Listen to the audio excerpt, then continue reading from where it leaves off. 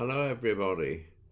Um, I thought it might be fun as we've now reached our 5 year anniversary, that I might talk a little bit to you all about how the group formed and also about the impact of chance. Now, 5 year wedding anniversaries are traditionally, or they were traditionally given or were characterized by gifts of wood, but nowadays um, they also include gifts of sapphire. So I thought it might be nice to call this the McKee Derm 5 year sapphire anniversary. Now, before talking about McKee Derm, I thought it might be fun and of interest to you to talk a little bit about how I got where I ended up, because it's all a, an example of chance, and all of us go through this throughout our lives. You make a decision. You have two options. You can go left or you can go right, and each of those decisions is followed by more decisions and more decisions, and then you finally reach the end of your life. And it's just interesting how my choices always led me in the direction of dermatopathology. So when I started, now let me just go back a little bit um, to when I was at school, and I was about 14. My family told me that I was going to study medicine, and in those days, children didn't have a choice. Your parents decided what you were going to do, and that was the end of it. And it's not that I'm necessarily recommending that for the current generation or future generations, but it did make life very simple. I didn't have to worry about whether I wanted to be a lawyer or join the armed forces or become a minister or something. From 14 onwards, I was going to be a doctor, and that was sort of the end of that. And when I was training in medicine, I found, well, I found out two things about myself.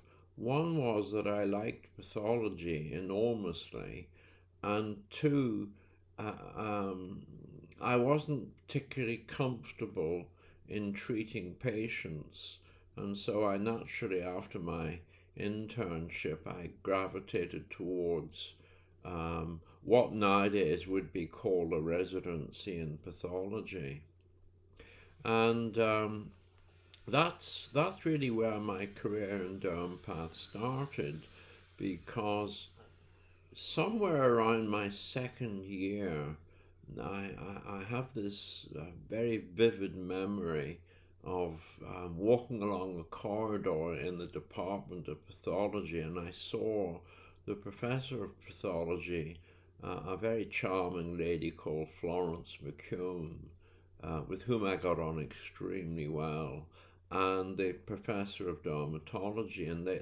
they were having this animated discussion at the far end of the corridor. So I was walking along, and Professor McKeown called me over, and she said to me that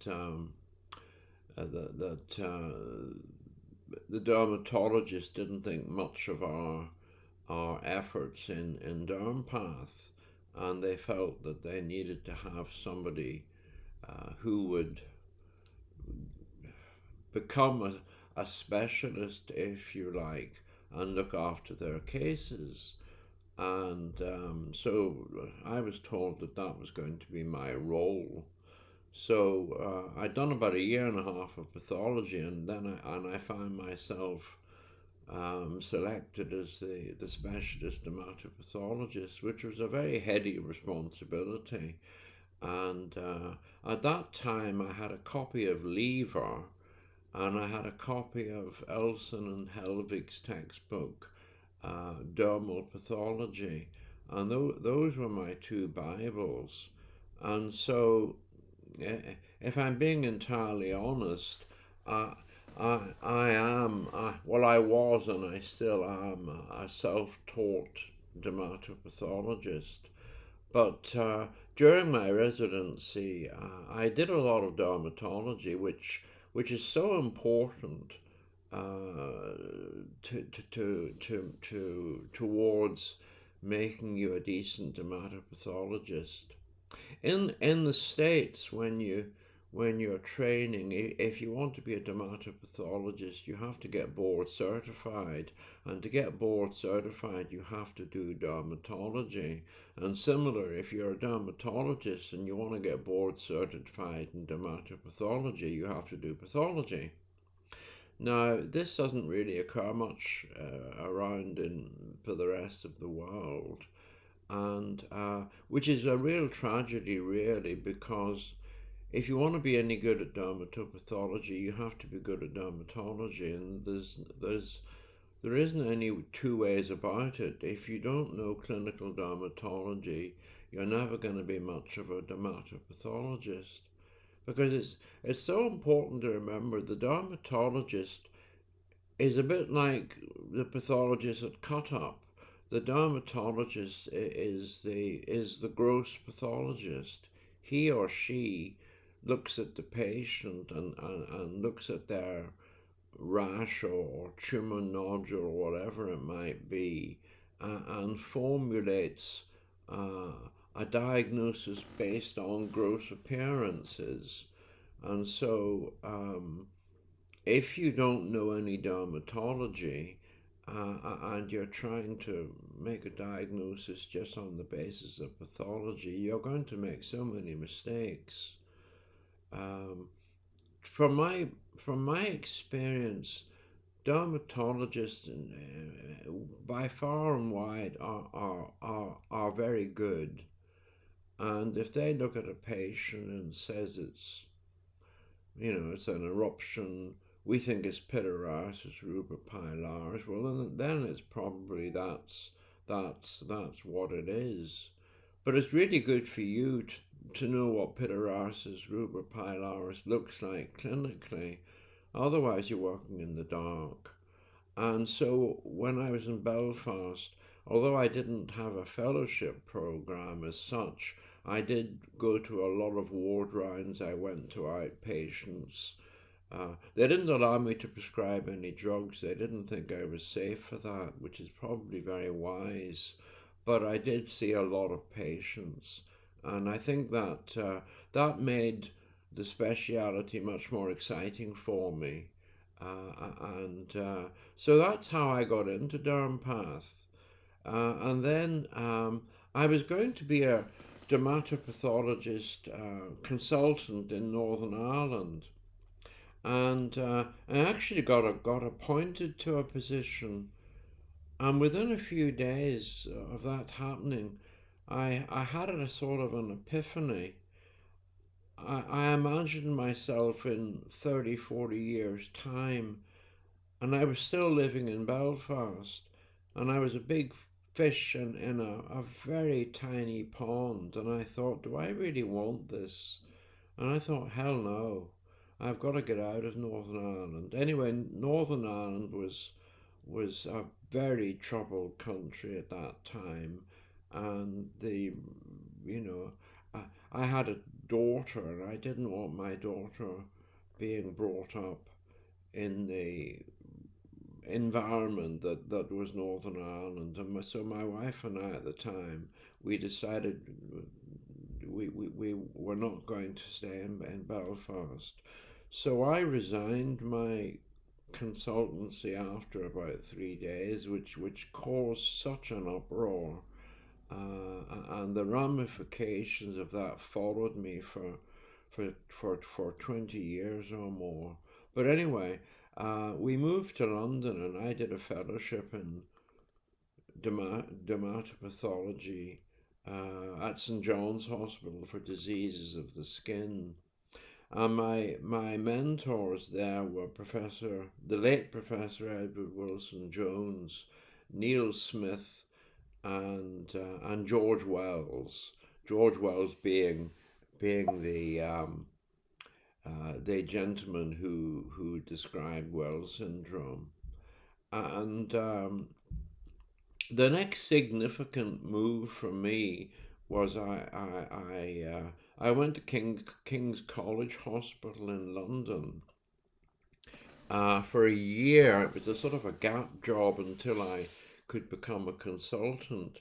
And when I was at King's College Hospital, I met a really lovely man called Anthony de Vivier, who was the senior dermatologist, and that had a profound effect on my life. When I met Anthony, we became friends, and he was writing a book on dermatology, an atlas of dermatology, and he asked me would I do the pathology, and I said sure. And so I wrote all the pathology in his atlas, um, and that led on to the publishing house, which was Gower Medical Publishing, to decide they wanted to do a book of skin pathology. And because I had done the dermatology for Anthony de Vivier, they asked me would I like to do a book on pathology. And so I leapt at the opportunity. And that's how pathology of the skin started. Anyway, after a year at King's College Hospital, I moved to St Thomas's Hospital, which, if you know London, it's situated opposite Big Ben, and I had a wonderful office on the second floor of the hospital, with huge windows, and my view out was the Houses of Parliament, and Big Ben was my wall clock, which was just delightful. Now, I had kept up my association with St John's, and at one point, St John's Hospital for Diseases of the Skin closed down, and it moved across to St Thomas's Hospital, and I became a member of the faculty of St John's. So for many years, I had two jobs. I was consultant pathologist at St Thomas's, and I was a consultant dermatopathology at St John's. And then, just to carry that story to its logical conclusion, I then became head of department, which is a bit like being a chairman, I suppose, in American speak. I became head of department at St Thomas's Department of Pathology. So then I had three jobs. I was head of department, I was consultant pathologist, and I was a consultant dermatopathologist, which meant I was very, very busy, and life was very difficult because I had so much work to do. And then I got rescued because Ray Barnhill, who's a very charming gentleman, he was chief of dermatopathology at Brigham and Women's Hospital in Boston, and he moved, leaving a vacancy, and I was offered the position of head of dermatopathology at Brigham and Women with an appointment at Harvard Medical School. And so, with the support of Gracie and the encouragement of Gracie, because if she hadn't encouraged me as much as she did, I might never have moved. But anyway, Grace and I moved to Boston, and I took on the role of chief of dermatopathology at Brigham and Women's Hospital, and I was also a consultant to Children's Hospital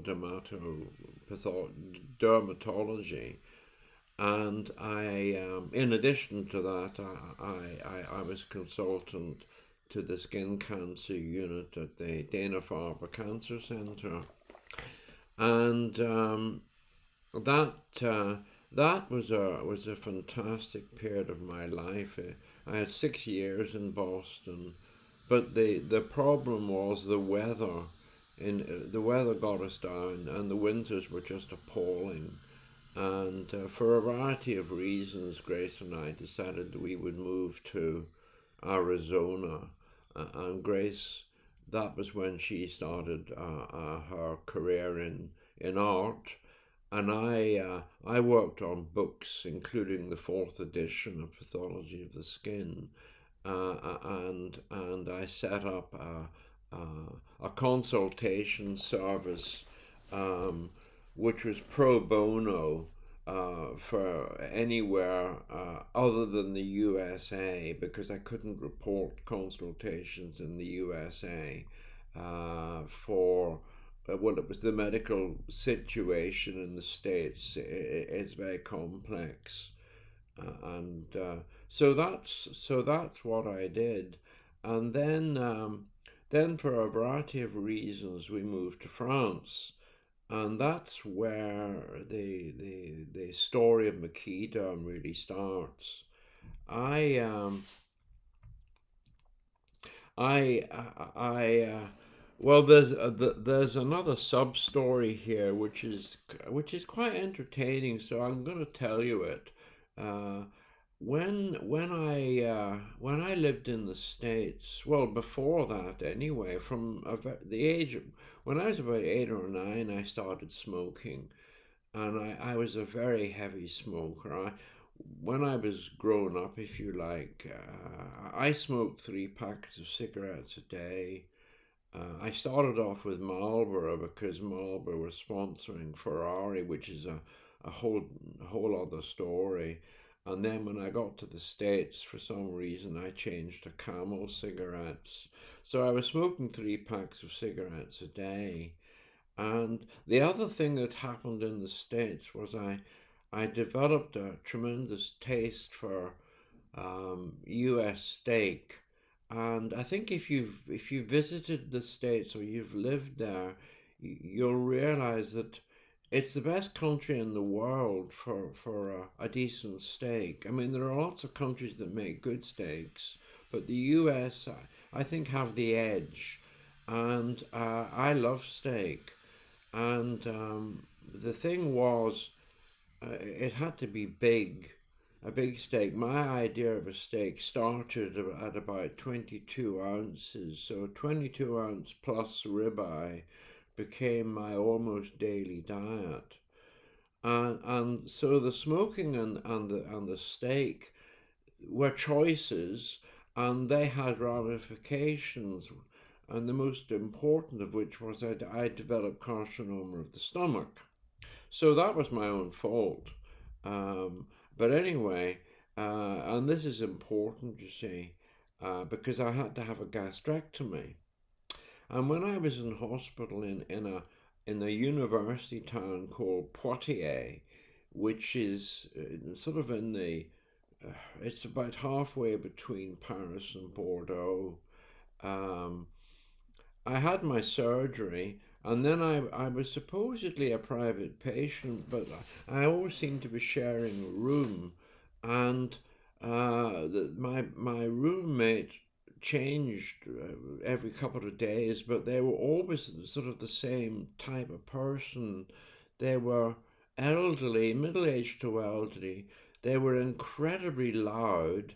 They were all constantly on their cell phones shouting, and they didn't even speak French. They spoke a sort of a dialect which incorporates French and Spanish called patois, and I didn't understand a word of it, and they used to drive me mad.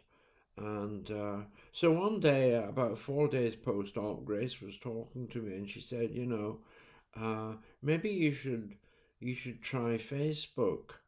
You might find it of interest, because at that time I had a lot of post anesthesia problems, and I couldn't read. I couldn't read books or watch TV. I couldn't concentrate. It was terrible. So I said okay, and I joined Facebook. And when I was on Facebook, I discovered that there were a variety of pathology forums So I joined them, and that's when I met Jared Gardner, and I joined his group. And sometime later, well, it wasn't that long, it was maybe a month or two. He got in contact and he said, "Why don't you form your own Facebook group on dermatopathology?" And I said that's a great idea. And so that was the birth of the group, and we had about 6 members. There was myself and Jared and a few friends that I emailed and said would they help me join the group, which they did. So McKee Derm started as a 6 member group, and today we're now over 18,300. And wow, I never in a million years, I never would have imagined that that could have been possible. And if I reflect over my career, people tend to think of me as the guy who wrote Pathology of the Skin, and sure, that's that's one of my. I'm very proud of that book. I was never a scientist. I was never going to write one of these papers that gets into Nature and results in gigantic grants from the NIH and all of that stuff. I was a bread and butter H&E pathologist, and so pathology of the skin, and I loved clinical pathological correlation, you see, and I believed that the pathologist should be as important in clinical pathological correlation as the dermatologist. And so pathology of the skin was my way of producing a book that had as much clinical as I could put into it, as well as dermatology. And at that time, it made it quite unique because all of the other pathology books were pure histology. So I created a niche market for myself. And as the book got bigger and bigger, I had to take on uh, co co-authors, which started with a great friend of mine, Eduardo Colongi, in London. Eduardo is from Colombia in South America, and he came to St. John's, and he came under my wing. He was sort of my fellow for many years, and he is so good. Edward is an extraordinary dermatopathologist. He's certainly, in my view, one of the very best in the world. And so he spread his wings, and like an eagle, he soared off into his and carved his own career, which has been such a success, and I'm so proud of him. So Eduardo helped me, and then when I was in Brigham, uh, I took on Scott Granter, Thomas Bren, and Alex Lazar, who were colleagues, and that's how we got the fourth edition done. It was such an amount of work. I don't I think you have to have done something like this before you can understand what it's really like. Uh, it was an enormous task, and when the fourth edition got finished and published, I realized that I didn't really have it in me, because when I did the fourth edition, I was working on a whole bunch of books. I was working on the adnexal pathology book with Dmitry Kazakov. I was writing a melanocytic pathology book with Eduardo, and I was working on a general dermatopathology book with Nushin Brinster and Vincent Liu and Dr. with Hafiz, and so I was working on 4 books at once, and I think that nearly finished me off. And by the time I got all that lot published, I realized that I didn't think I had it in me to continue with a new edition, and so I passed the reins on to Eduardo. And the 5th edition, wow, that when I saw that when it came out and I got my copies of it, I looked at it and I thought, wow, this is the best book on dermatopathology I have ever seen, and it knocks the socks off any of the competitors. It really does, and it's a great tribute to Eduardo and his team. I think they produced a masterpiece. And just by the by, I got an email yesterday from Eduardo telling me that they've signed contracts for the 6th edition. So I'm so excited that there's going to be a 6th edition, and it's pure ego, and I make no bones about it, but one of the great joys for me is the book will forever be known as McKee's Pathology of the Skin. So when I'm dead and buried, there'll still be a book with my name on it, and I know that's egocentric and narcissistic and all of that, but I can't help but saying it gives me great pleasure. So to get back to pathology, to McKee Derm, what I wanted to do was I wanted to create a safe environment. That was very important to me. I wanted an environment where people would come together and it wouldn't matter where they came from, who they were, or anything about them.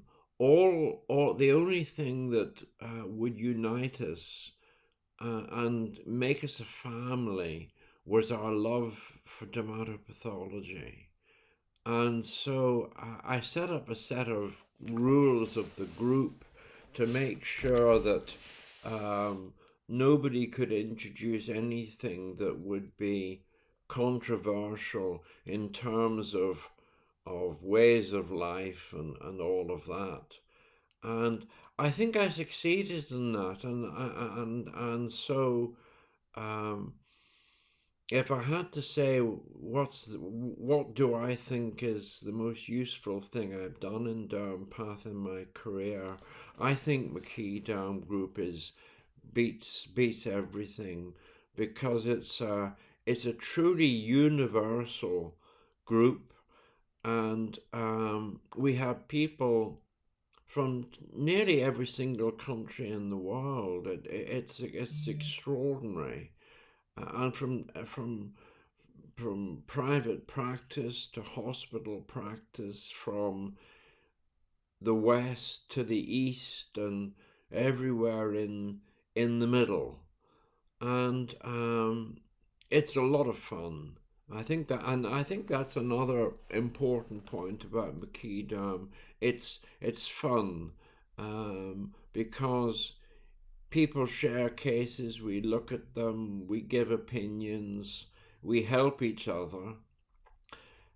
The one thing I didn't want it to be, and it still isn't, and it never will be, it's not meant to replace formal consultations. Although I think for a lot of countries where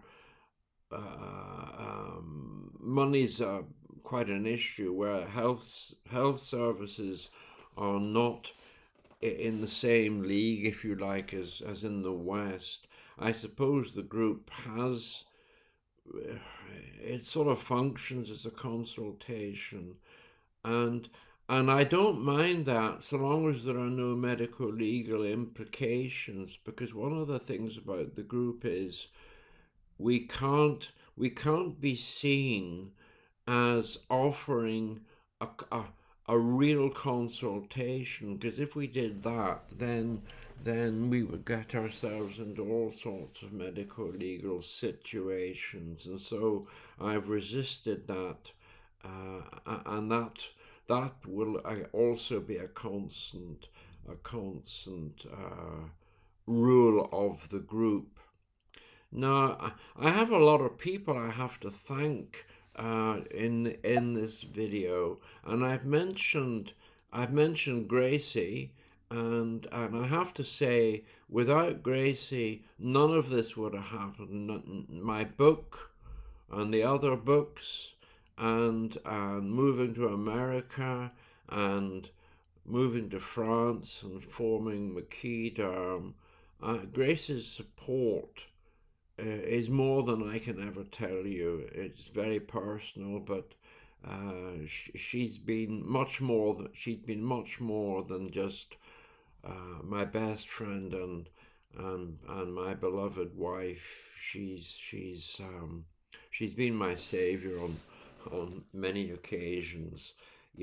I can be my very worst enemy, and in life I've made such bad decisions, and it's been Gracie who's helped me recover from some of those bad choices. So she's my number one. And then Jared Gardner, and he's a fantastic guy. He sort of reminds me of Chris Fletcher. They're of a similar personality, and Jared has always been a great supporter of mine. So I have him to thank, and then I have three ladies. I call them the three A's. And that's Adrian Jordan, who was one of the early members of the group, and who's been a very, very strong supporter of the group. And, a lot of you guys have no idea what it is she does, you see, because she's in the background. She is, if you like, is a sort of the lawyer for the group that you don't see, but she deals with all of the problems that have arisen over the years when members of the group have done something they didn't realize was wrong, and somebody's had to clean up the mess. And sometimes the messes have been so bad that the existence of the group has been called into question, and Adrienne is the lady who has solved many, many problems. So without Adrienne, the group would have collapsed many times over the years. And then we have a very dear friend of mine, Antonina Kalmakova. And I met Antonina about 5 years ago when I visited Ukraine at her invitation to lecture at a conference. And it was an extraordinary conference, you see, because the whole thing was in Russian, except for me. And so I gave my lecture, and then I sort of scooted back to my hotel because I couldn't understand a word of it.